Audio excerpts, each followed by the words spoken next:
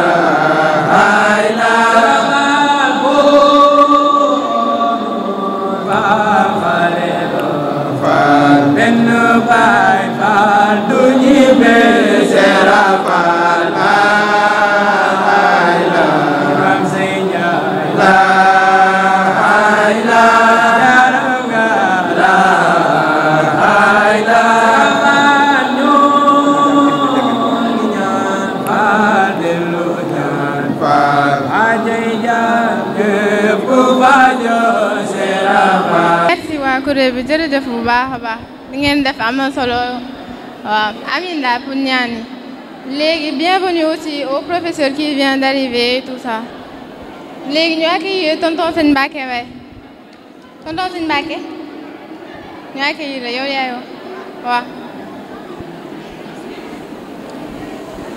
ñoo ngi sant suñu boroom di ko sant cant koo xam ni am na fu mu tàmbalee waaye amut fu mu yam moom mi wax ne la in shakartum la azidannakum bu ngeen ma santee de dinaa leen dolli kon ñoo ngi yaakaar ci cant gi ñu koy cant ak ndolleen goo xam ni day sax ba faw ci liggéey bi nga xam ni ñi ngi koy liggéey ca lépp jëm ci ñaar rekk yi nga xam ni moo gën a am solo ci dundug doomu aadama. ñaar yooyu mooy yan mooy li sun borom wax ne yarfa'i llaahu alladina amanu walladina utul ilma darajaat. sun borom ci ñaar yi rekk lay yëkkatee doomu aadama, yëkkati ko teral ko ci àddina, teral ko ci ëllëg alaaxira. ñu ne ko mooy ñaar yan mi allazina utul ilma darajaat, allazina amanu wallazina utul ilma darajaat. ñi nga xam ne danoo gëm ba gëm nga def ci seen xol ak njub, ak ñi nga xam ne danoo sàkku xam-xam ba am ca ay daraja, ba am ca ay diplôme, moo xam-xam boo xam ne dana mën a jariñ doomu aadama ëllëg tey ak ëllëg. nee na ci ñaar yi ci lay yëkkatee doomu aadama. kon loolu moo tax Sëriñ Tuubaa Xaadim Rasuul wax ne mu bokk ci li nga xam ne ñaanoon nag ci dëkk bi waj'alhu da'ban maskana ta'allumi wa mawdi'al fikrati wa tafahumi. ñaanoon dëkk bii muy dëkkub xam-xam ak jëfe xam-xam, ndax ñaar yooyu mooy li am solo. moo tax ñaar yooyu suñ borom wax na ci lay dimbalee doomu aadama yëkkati ko mu texe ci tey ak ëllëg. Sëriñ Tuubaa nee na ñaar yooyu man mooy sama yitte, mooy sama jihaad. inni ujahidu bil ulumi wa bit tuqaa abdan xadiman wal muhaymin shahidu. sama jihaad yëpp ak sama coono yëpp ci ñaar yi dong laa ko teg, muy xam-xam ak ragal yàlla, weesuwu ko. moo tax da ko daa ñaan suñ borom di ko dolli ca loola, di wax ne fahimni al ilma wa zidni ilma wa amalan wa adaban wa fahma. kon nee na ñaar yooyu mooy li am solo, ci lay moom lay dénk ndaw ñi. kon buñ jógee rek ñu daal di fëx wuti ko. moo tax groupe scolaire bii di Tazawud Sigaar tàmbali ab yóbbalam ci waxi sëriñ bi yaa ayyuha sibyaanu laa tastaxilu anil huda wa bil ulumi istaxilu. yéen ndaw ñi kon bu leen yittewoo lenn lu dul ñaar yii nga xam ne moo ma tax a jóg, muy ak jub ak xam-xam. ak jub ak xam-xam. mu mel ne dañ na ko nan lañuy sàkkoo ak njub ak nan lañuy sàkkoo xam-xam. wastaxilu bil xifzi wat tilaawa. nee na xam-xam ku ko bëgg da ngay jàng di mémoriser, di mokkal, di comprendre, cay liir. te nday xam-xam yépp nag mooy alquranul karim, di ci des lépp ay banqaas la. mu doole ci rek ca nan la ni amee ak njub, muy mu ne wajtani bu majaalis shaqaawa, na ngeen moytu bépp barab boo xam ne barab bu texee di la. kon ñaar yooyu mooy li am solo ci nit ki, ndax xam-xam mooy defar xelu doomu aadama, jub akuk mbaax ak ragal yàlla mooy defar xolu doomu aadama. te nit ki nag bu dundee xel mi, bu ca am xel jógee boo ko doonatul nit, dof lay doon. xol bi it su fekkee ne ak njub nekku ca, du texe tey du texe ëllëg. kon nit ki defar xel mi ak defar xol bi moo tax a jóg Sëriñ Tuubaa Xaadim Rasuul. kon projet bu mag boobu mooy li nga xam ni moo yitteel ki nga xam ne moo ko fi nekkal di Cheikh Mouhamadou Mountakha, di suñ partenaire bu yàgg, ndax ñëpp xam na ni collège moo ko inauguré, di sunu sëriñ, di ku ñuy jàppale ci lépp nag, ndax daanaka école bi école ma, ndax xam gi mu xam ne école bi ma ngi ci yoon wi nga xam ni ca la jëm, mi nga xam ni ci yoon wi nga xam ni it moom la bëgg ci nun. moom mi nga xam ne projet yëkkati na projet xam-xam ak njub, muy université bii, wax ne bu mu laalate suuf. école bii di Tazawud Sixaar àgg tàmbalee ci jardin d'enfants, ñu créé ko 2002, di féliciter foofu it ak di nuyu ki nga xam ne moo ko jiite di Faati Mbay. jardin bi àgg ci primaire bi, àgg ci di féliciter it doyen Aline Diop àgg ci collège bi te ñu ko jiite ci Cheikh Doucouré ak ñam àndal ba àgg ci Tazawudu Shubaan di lycée ba ci ak ña fa nekk di Moussa Diagne ak Cheikh Ibra Faye ak ña fa nekk ñëpp. waaye nag kon tàmbalee Tazawudu Sixaar ba àgg ci Tazawudu Shubaan muy loo xam ni lépp lu xale bi war a xam ci ndawam ba keram yi nekk waxambaane kon mi ngi ci biir liggéey boobu. waaye nag cant gi ka ca jiitu ki nga xam ni moo yor drapeau bi mooy ki nga xam ni moo jiite école bi moo jiite groupe scolaire di soxna Maam Anta Mbàkke kon li ñuy wax lépp ci turam lañ koy wax ginnaaw ba nga xamee ni groupe scolaire bépp wëlbët ku nan di ko sant ci yitteem ju nga xam ni def na ko ci liggéey bii nga xam ne moom lay liggéeyal Serigne Touba Xaadim Rasul amul guddi amul bëccëg yitteem jëpp mooy defar xale yi mooy transmettre message bi nga xam ni ci la suñ njariñ nekk tey ak ëllëg mu def ko ci xale yi mën koo jàllale. kon cant gi moom mooy jiitu ci cant gi ginnaaw loolu it ñi nga xam ni ñoo nekk ci wetam rawatina nag monsieur l'inspecteur Gaston Sankhare moom mi nga xam ni daanaka bis bi sax mën na ni bisam la ndax mooy ki nga xam ni moo sës ci Maam Anta Mbàkke ndax xam ngeen ni ba muy nekk inspecteur IEF bu Mbàkke booba la jàppoon école bi ba léegi ba ni mu retraité amul guddi amul bëccëg saa su nekk mi ngi taxaw ci suñu wet du ñu jàppale ci xelam ak ci xalaatam kon ñu école bi mi koy sant cant goo xam ne am na fu mu tàmbalee waaye amut fu mu yem ak mboolem inspecteurs yi nga xam ne ñu ngi ci wetam di inspecteur Cheikh Makhtar Lo inspecteur moom it Cheikh Mbacke Ñaa di parent d'élève di inspecteur boo xam ne it ñu ngi jariñ ci ay xalaatam ak waa IEF monsieur Babacar Ba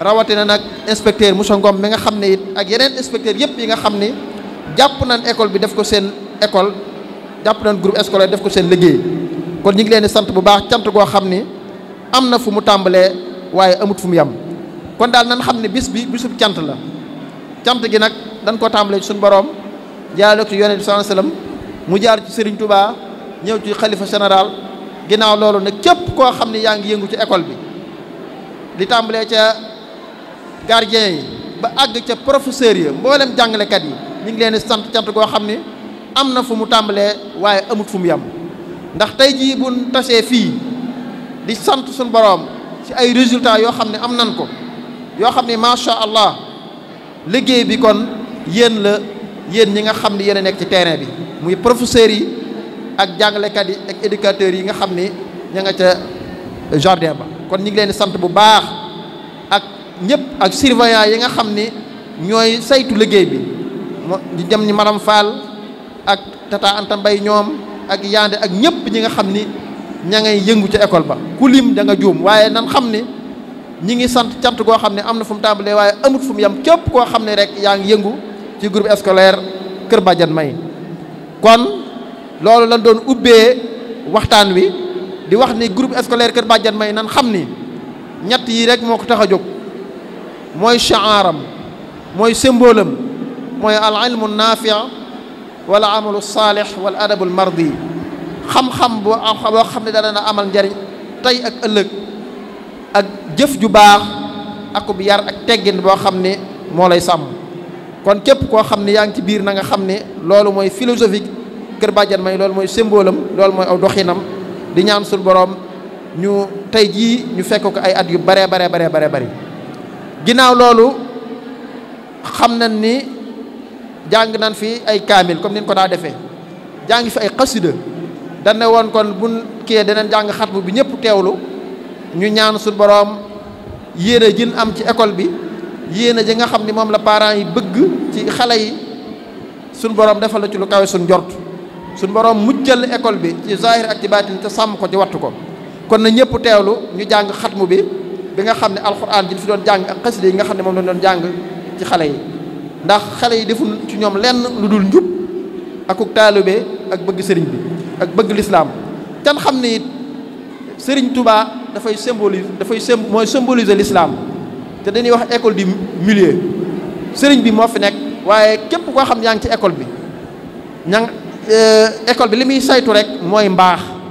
kilifa yi nga xam ne ñoo nekk ci Sénégal gépp li nga xam ne mooy liggéeyu mag ñi lépp lay saytu te loolu yaakaar naa ki gis programme yi muy def na programme yu am solo ci xale yi kenn ku ne indi sa royukaay indi mag ñi Cheikh Amadou Fouti Tall Mame Baye Niass mag ñu baax ñëpp seeni njaboot ña nga ca école ba ñu leen di jàngal mag ñi di leen xamal li nga xam ni moom la fi mag ñi nekkaloon parce que mag ñi rek mooy ñi nga xam ne ñooy suñu royukaay ñooy suñu lépp sëriñ bi nag da cee jiitu ndax mooy sunu lépp te it moom la ñu liggéeyal kon ñu teewlu jàngxat mi bismillah sadaqallahul azim wa ballaxa rasulu nabil mustafa al karim wa nahnu ala ma qala rabbuna mawlana min ash-shahidin allahumma taqabbal minna xatma al-quran wa tajawaz anna ma kana fi tilawati min as-sahwi wa nisyan faktubu minna ala tamam al-kamal al-muhazzam min kulli al-alhan faghfir lana ya rabbana ya sayyidina la tu'akhidhna ya mawlana urzuqna fadla man qara'a mu'addiyan haqqahu man a'dha bil qalbi wal lisan ولا تختم لنا بالشر والضلالة والطغيان ونبهنا قبل المنايا من نوم الغفلة والكسلان وأمنا من عذاب القبر ومن سؤال منكر ونكر من أكل الديدان وبيض وجوهنا يوم البعث وأعطي رقابنا من النيران ويمن كتابنا ويسر حسابنا وثقل ميزاننا بالحسنات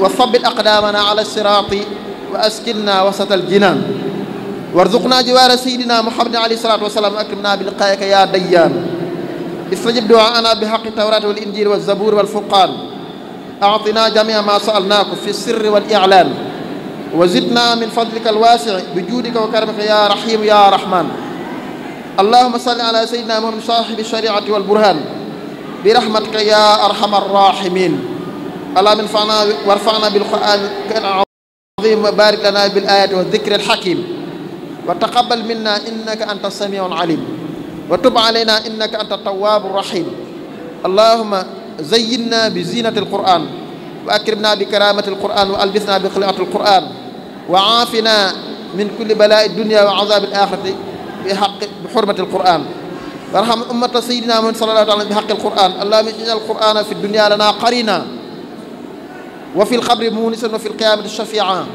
وعلى الصراط نورا وإلى الجنة رفيقا وبيننا وبين النار سترا وحجابا وإلى الخيرات كلها دليلا وإماما بفضلك وجودك وكرمك يا أكرم الأكرمين اللهم اهدنا بهداية القرآن وعافنا بعناية القرآن ونجنا من النيران بكرامة القرآن وأدخلنا الجنة بشفاعة القرآن وارفع درجاتنا بفضيلة القرآن وكفر عنا سيئاتنا بتلاوة القرآن يا ذا الفضل والإحسان وصلى الله على سيدنا محمد آله أجمعين اللهم بلغ سواء ما قرأناه نور ما تلنا إلى روح سيدنا محمد عليه الصلاة والسلام وإلى أرواح آبائه وأصحابه وإلى أرواح جميع الأنبياء والمرسلين وإلى أرواح جميع المؤمنين والمؤمنات والمسلمين والمسلمات الأحياء منهم الأموات أجمعين عامة إلى جميع أصحاب الخيرات من المؤمنين والمؤمنات اللهم انصرنا من نصر الدين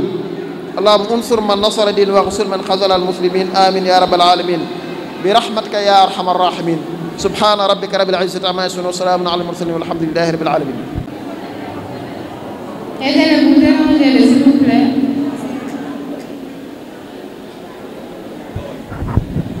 jërëjëf tonton Sène Mbacké wax ji am na solo lool te ñu ngi lay sant di la gërëm parce que yaakaar naa ne yow yaay ñi nga xamante ne nii bokk nga si ñi nga xam ne yéen a ñu njëkk a inculquer ay valeurs ay ci diine beeg yëpp donc ñu ngi lay sant bu baax di ñaan yàlla subhanahu wa taala mu guddal say fan. Maintenant, on va passer la parole à monsieur Faye, monsieur Cheikh Ibra Faye, qui est notre surveillant, une personne vraiment bienveillante et protecteur à notre égard. Donc, on vous remercie pour tout ce que vous avez pu faire pour nous. Et monsieur, vous avez la parole.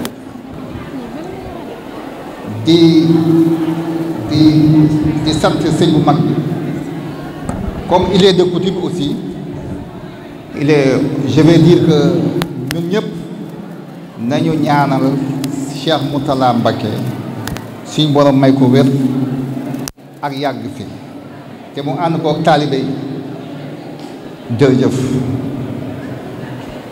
madame la directrice du groupe scolaire Kër Badiane May Monsieur le parrain des classes de terminale de l'année 2022-2023, Monsieur le coordonnateur désigné, Mesdames, Messieurs les professeurs, Mesdames, Messieurs les parents d'élèves, Mesdames, Messieurs les membres du groupe scolaire Kër Madiabel May, Mesdames, Messieurs les invités, chers élèves,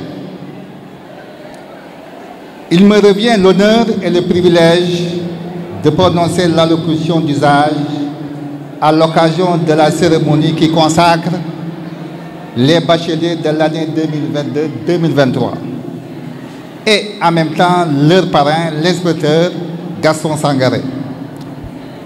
Oui, il s'agit bien d'une célébration, d'un sargal, mais surtout d'un chant. Rendons grâce à Dieu, le Maître Tout-Puissant. Mais ces êtres placés devant nous comme des accusés face à des jurés ont fini de faire un parcours remarquable. Beaucoup d'entre eux ont traversé les ordres d'enseignement de Kër Madiabel May, du préscolaire au secondaire en passant par l'élémentaire et le moyen. Ils ont affronté les difficultés, bravé la chaleur, la fatigue et la faim sans jamais rechigner. Ils ont bien passé les autres chocs inhérents à la vie en communauté et très fréquents en milieu scolaire. Dieu merci. Ces élèves qui ont la discipline chevillée au corps ont fait sien les vertus tirées des us et coutumes sénégalais, à savoir le yar, teggin, sutura, fit, pas-pas, ngor, fulla, fayda, teranga. Cela ne surprend guère, car formé dans la prestigieuse école Kër Madiabel May, qui a fini d'ailleurs de se faire une place au soleil.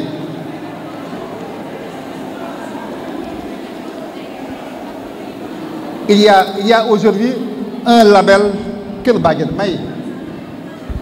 Cette réussite, je dois d'ailleurs dire, ce plébiscite a été possible grâce à l'entregent du parrain de cette année, je veux nommer l'inspecteur Gaston Sangaré.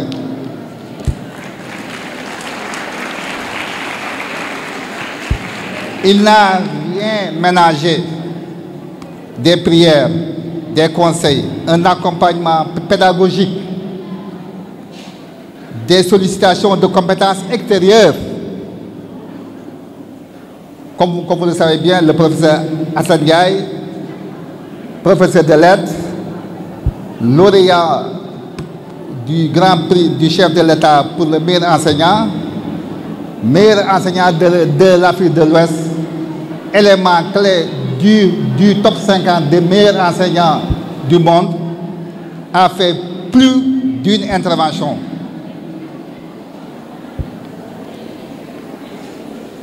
Le parrain, M. Gaston Sangaré, inspecteur de l'enseignement élémentaire principal de classe exceptionnelle, a bien marqué le système éducatif du Sénégal. Inspecteur chevronné, compétent et rigoureux. Il a fait plus d'une dizaine d'années à la tête de l'inspection départementale de l'éducation nationale de Mbacké. Ainsi, il a développé la carte scolaire en maillant le département d'écoles traditionnelles, d'écoles franco-arabes, de SEM, et ce de Gapas à Guerlain en passant par Théodore Kossom. Ces éclairages et avis courus finissent par faire de M. Sangaré le juriste de l'Académie de Diourbel. musulman et fervent mouride. Prions pour que Dieu lui prête longue vie et une santé de fer. Que Dieu prête longue vie, santé de fer et longévité à ce disciple de Serigne Abdou Khadir Mbacké. Cette réussite, votre réussite, est possible, c'est grâce à l'engagement, la détermination des professeurs. Ces enseignants de devoir, compétents et généreux dans l'effort, n'ont pas lésiné depuis l'espace de vérité classe à donner le meilleur d'eux. Il ne pouvait en être autrement, car ces dames et messieurs, en agissant sur ces êtres si adorables, mais si frêles, poursuivent l'œuvre de Dieu. Chers enseignants, votre métier est si noble. Faites toujours honneur à la profession. Sur le même registre de remerciements, je mets Madame Seck, Sokhna Mame Anta Mbacké, dame de valeur, digne et courageuse.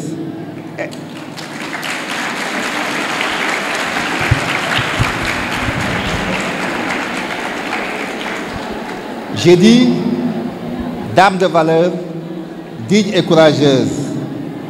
Elle s'est donnée sans compter pour la réussite de cette couvée. Cette dame ne cesse de courir pour le bien et symbolise le bien. Elle est le bien tout court.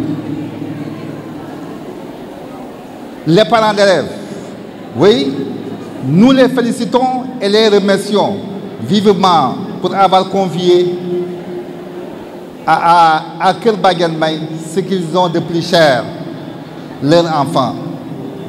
Si tout cela est possible, ce grand soir d'aujourd'hui, c'est parce qu'il y a un acteur, pas des moindres, Baye Serigne Seck, bienfaiteur.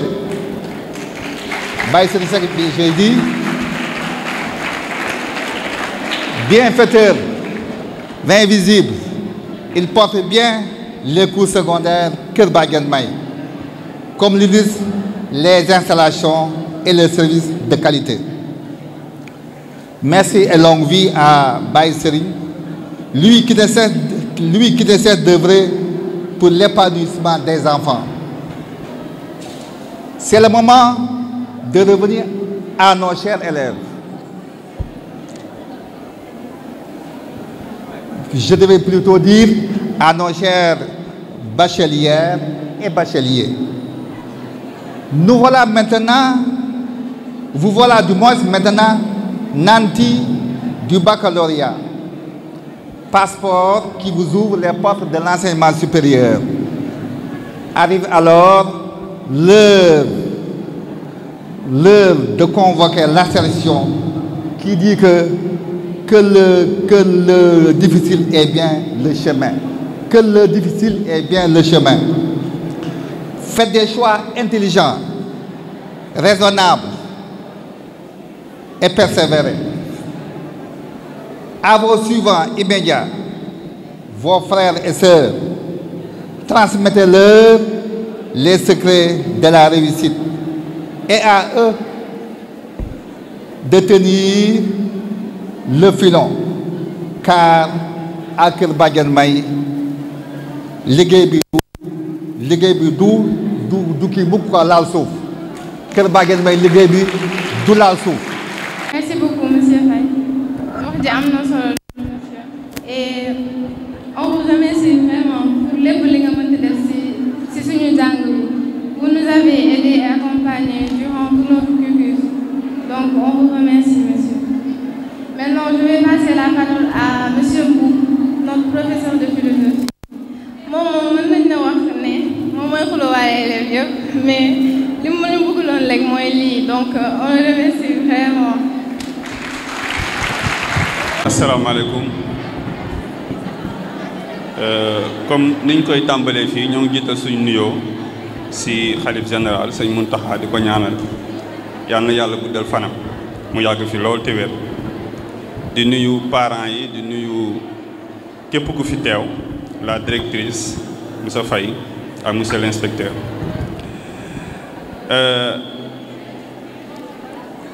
je vais pas nag être long parce que je pense que l'essentiel a été déjà dit.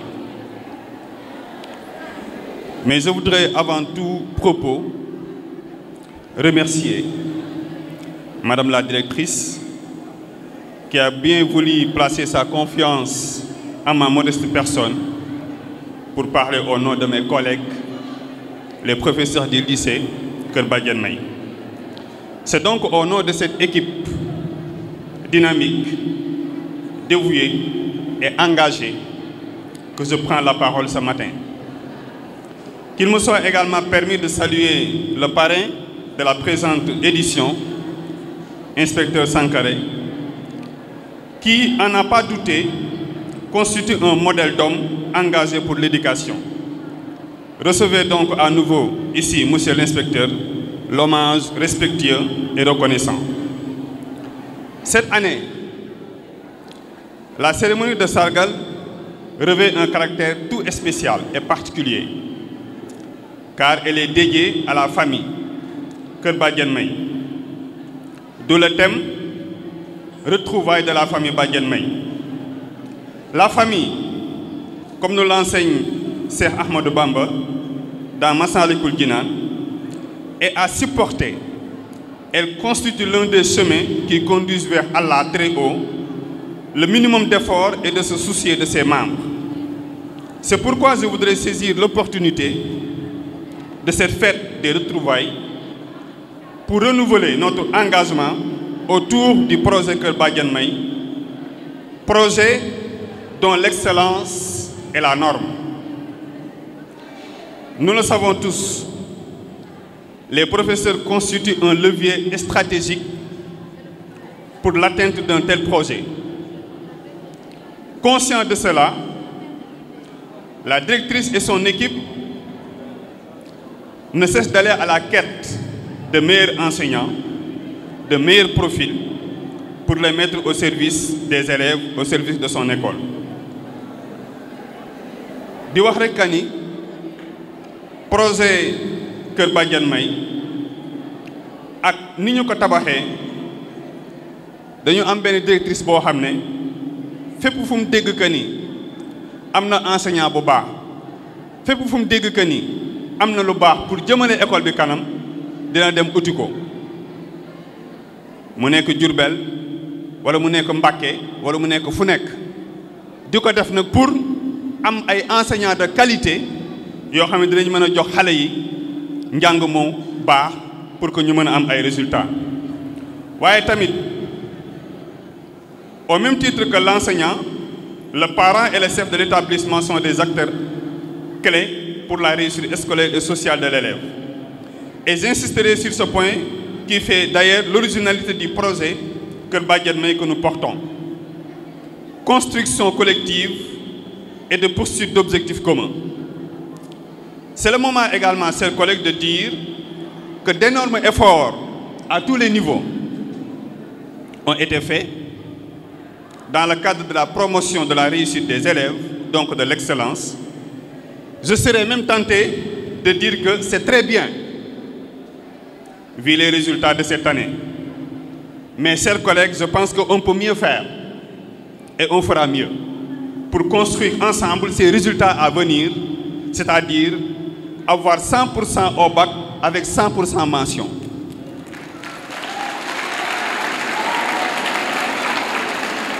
En tout cas loolu moo nekk ñun suñu mbébét ñun ñi nga xam ne ñoo yor xale yi fee ci lycée ba pour que at yi ñëw ñu mën a am 100% élèves yëpp am bac am 100% élèves yëpp am mention te duñu ko waxee dinañ ko def parce que am nañ xarañte bi am nañ engagement bi te véritablement am nañ également volonté bi. Donc pour ce faire il n'y a pas de secret, on fera ensemble équipe pour relever le défi mais également am na également un autre défi boo xam ne tamit il faut aussi ñu wax ko moo nekk tey le lycée Kër Badiane May dafa nekk ci benn perspective boo xam ne dañu bëgg a développer enseignement des sciences moo tax dañuy dem vers plus de classes scientifiques vers plus de classes série S1 vers plus de classes série S2 ñoo ngi ciy liggéey bu am solo c'est pourquoi effectivement projet boobu dafa am solo pourquoi ndaxte nous vivons dans un monde où les innovations scientifiques et techniques vont envahir de manière massive notre vie quotidienne. Et nous, enseignants du lycée, c'est parce que nous avons pleinement conscience de cela que nous ne cesserons d'articuler, je dis très bien, d'articuler nos pratiques de classe avec les exigences de notre monde marqué par les innovations scientifiques. Je voudrais saluer ici le pertinent projet de doter le lycée d'une salle informatique. Loolu tamit vraiment ñoo ngi ciy remercier la directrice di remercier également Baye Serigne ndaxte nee na dinañu defal salle informatique boo xam ne dinañ fa def ordinateur yu baax yoo xam ne xale yi dinañ ci mën di ci jàng xale yi dinañ ci mën effectivement di ci def seen recherche. Donc l'intégration des TIC dans le dispositif éducatif à Kër Badiane May est une bonne nouvelle. D'ailleurs cet appel aussi à se concentrer également et à comprendre que nous vivons dans un monde où la technologie se développe me pousse effectivement à s'adresser quand même quelques mots à mes bacheliers de cette année. Chers bacheliers, vous êtes le Sénégal de demain et vous allez le construire immanquablement avec les nouvelles technologies. Sans doute, allez-vous contribuer à les amplifier en les ordonnant pour une avancée cohérente et humaine. Vous avez à vous brancher sur le monde. Mais, chers élèves, je ne sais pas si vous m'écoutez, vous avez à vous brancher sur le monde, mais aussi et surtout, à ne jamais vous débrancher de vous-même et de vos valeurs culturelles et religieuses, bref, de vos repères. C'est pourquoi je voudrais finir pour vous rappeler Lamine Gueye, le parrain de l'année dernière qui était là. Je pense que doon na wax naan moom fi mu jaar yëpp benn référence la am muy Serigne Touba. Donc faites comme Lamine Gueye, que où que vous soyez, quoi que vous fassiez, n'oubliez pas que vous avez une référence et c'est Serigne Touba. C'est pourquoi je souhaite terminer mes propos avec ces quelques paroles du Cheikh. Vous les connaissez tous, parce que c'est des paroles qui s'adressent à ceux qui veulent acquérir du savoir. 1. Le Cheikh dit, essaye toujours de te cacher toi qui es à la quête du savoir, ainsi tu t'épargneras les épreuves et les peines, et de la détermination, ainsi tu dépenseras ta génération. Ne te plains pas tout le temps des épreuves qui t'accablent. Sois courageux et agis de telle sorte que les gens croient que tu ne manques de rien. Chers élèves, comme le dit le Cheikh, car la science n'est jamais octroyée à quelqu'un qui craint la faim. Sache que Dieu élève son serviteur qui fait preuve de patience. Toi qui veux acquérir le savoir, révise à chaque fois, à chaque instant. Je plains celui qui ne le fait pas. Toi qui cherches le savoir, ne cherche pas en même temps l'argent. Car le Créateur pourvoit aux besoins de celui qui est en quête de connaissance. Crains Dieu et suis sa religion qui est l'islam. Car celui qui désobéit à Dieu et celui qui fait du mal à autrui ne détiendront jamais la connaissance. Éloigne-toi des jeunes filles en âge de se marier et celles qui se sont déjà mariées. S'approcher d'elles conduit au mépris, à la désobéissance et à la perdition. Ne sacrifie pas l'au-delà pour ce monde au fils d'Adam. Donc il est clair que quiconque échange la lumière pour l'obscurité le regrettera. Voilà ces quelques paroles du Cheikh que je tenais effectivement à vous dire. Et je tenais vraiment wax leen kàddu yi pour mu accompagner leen fa ngeen jëm te di leen ñaanal. Je vous remercie. Merci beaucoup.